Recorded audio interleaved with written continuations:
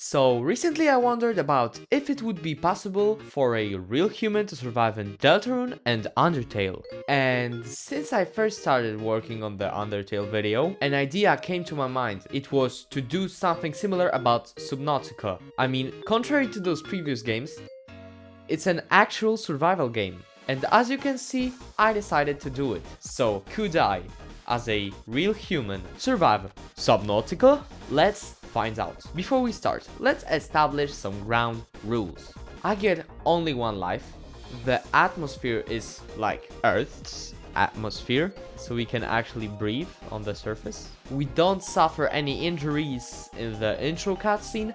The fish are edible, and we start the game with radiation suit, the normal diving suit, a diving tank with a 30-minute capacity, and an air compressor so we can actually refill our tank, and a knife plus a waterproof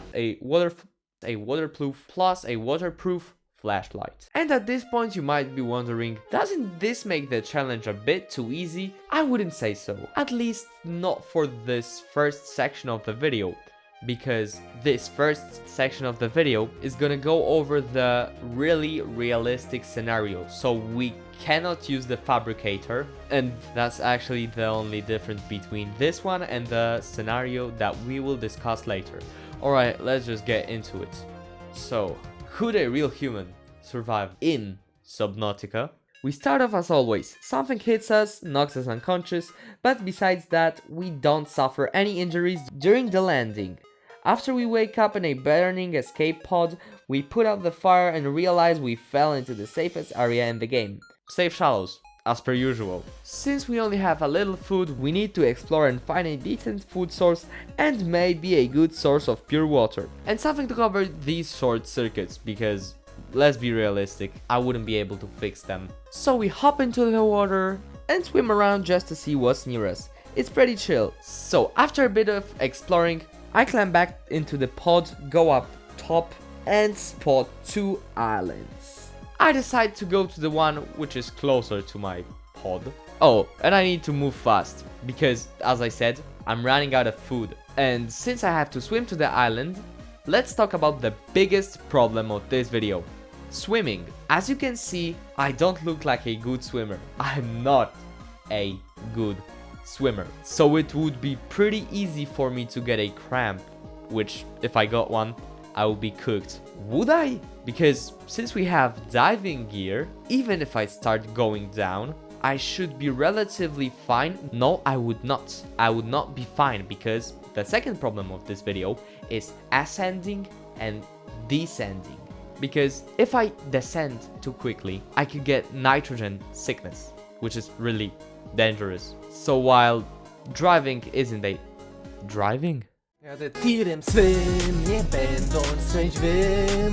So while drowning isn't a problem, going too deep or descending too quickly is a problem.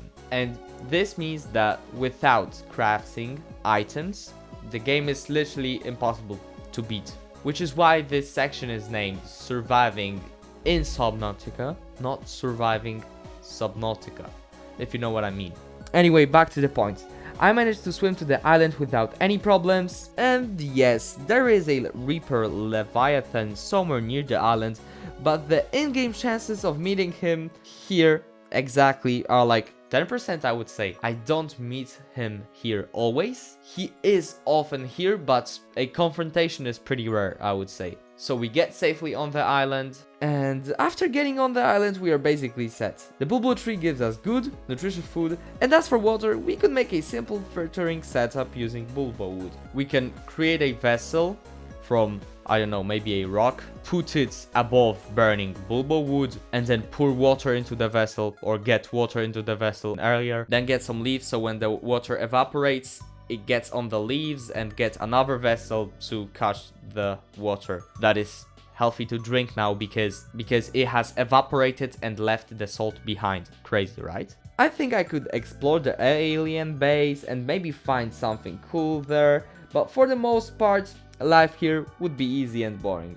Just enough to survive, but not enough to really live. And what's worst about this scenario, I wouldn't be able to fix the radio, so I would definitely be living alone on the island without any hopes of escaping this planet. But to answer the question, yeah, it would be possible to survive in Subnautica. Now let's discuss the second scenario. The start here is very similar to the first scenario. I would look around, and this time I would actually get some resources because I would need them. The fabricator works. Wait, this titanium piece looks kinda big, and I'm not sure if I would be able to pick it up. Okay y'all, get ready for some nerdy math, because now I'm gonna calculate the weight of titanium in Subnautica. Immediately after opening FreeCam, I noticed one thing. Titanium is huge. It doesn't look this big in game. The main character in Subnautica is about 5'8" or 168 centimeters tall, and 3 pieces of titanium are roughly the size of the character's body without the head. That's about 144 centimeters. This means that one piece of titanium is roughly 48 centimeters tall, which is about 1 foot 7 inches. And since titanium is roughly shaped like a sphere, I'll use half its height as the radius. That's about 24 centimeters or 9.5 inches. This means that the volume of titanium in Subnautica is roughly 58,000 centimeters cubed. I'm not converting that to inches, by the way.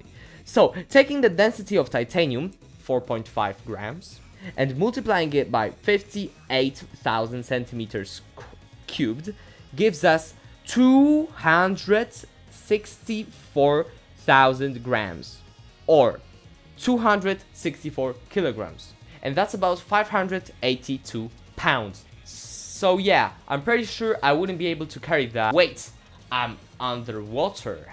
That should make it a bit easier, right? Well, from what I read, objects underwater are lighter by the weight of water they displace. But in this case, that's not enough. The amount displaced here is only around 60 kilos. Maybe I could push it across the ocean floor, but I wouldn't be able to bring that back into the lifeboat. So that's not happening. Does this mean the end of our challenge? No! We can still gather metal salvage, and that wouldn't be bad. It's hard to find one consistent density value for it, but it's definitely less than titanium, about 50% I would say. And what's best is that actually each metal salvage part in Subnautica actually consists of smaller chunks like this and this. So we'd actually be able to get titanium. Yay! Copper, silver and gold would be impossible to get because they are denser than titanium, and I wouldn't be able to bring normal titanium back to my lifeboat in the first place. So we wouldn't be able to make any tools. Batteries need copper, and that's it. We wouldn't be able to make progress after that. Wait! We actually would be able to make some progress because the repair tool made with silicon rubber, titanium and some cave sulfur actually comes with a battery. So we have a source for batteries. That allows us to make stuff like the burning knife, the scanner and the flashlight. But the most important thing about that is that we would be able to fix the radio as well as the rest of the stuff in the lifeboat. But the radio is the most important. As for food and water, the fish in this game are pretty small and often don't swim away from you, so grabbing bladderfish for water and hunting others for food would be pretty easy. I'd live like that, hunting, eating, drinking and sleeping for a few days. Eventually, I would start getting messages from other lifeboats, but most of them would be too deep or in too dangerous spots, so I wouldn't be able to save them. In our second week, roughly after the explosion of Aurora, I would get a message that the sunbeam is coming to save me. So, I would get on the island, explore the alien base, and get one of two different outcomes. Either I'm healthy and I can disable the gun, or I'm infected with Kara. And that would mean that I'm unable to disable the gun. If I stayed healthy and didn't get infected, which is way more likely, the sunbeam would arrive and save me. And bam, this is how I would survive Subnautica. However, if I got infected, I wouldn't survive for more than 2 weeks.